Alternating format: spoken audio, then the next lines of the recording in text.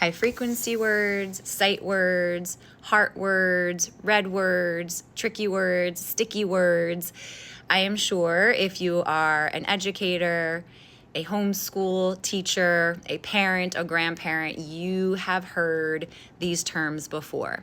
And the two main ones that we hear often are high frequency words and sight words. And they are often used interchangeably. But here's the thing. They are actually not the same thing. High frequency words and sight words do have some differences, and I think it's important for us to know what the difference is. So a high frequency word is exactly what the name says. It is a word that is frequently seen in children's literature. It is a word that is going to come up often, that a child can either decode because they're able to sound it out, or it's going to be irregular, which means they are not going to be able to sound it out because it does not follow the typical phonetic patterns.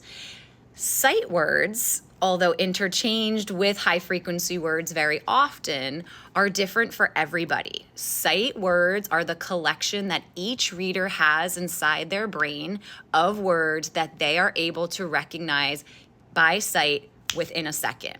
Most children's first sight word is actually their name.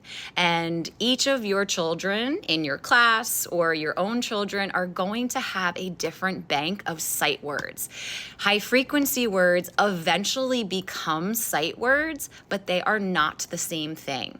A sight word can be dinosaur or orangutan or dolphin, even if that child doesn't know words like the, is, of, because they are words that they have seen many times before in books that they read, in signs that they see. So as parents and educators, we need to know that there is a difference between high frequency words and sight words when we are teaching our children how to read. I'm putting together a series of all different activities and a sequence of how we can teach our children and our students these high frequency words and what we can do to break away from the traditional memorizing and flashcards, which has been proven not to be the best way to teach them. So follow along for the next series.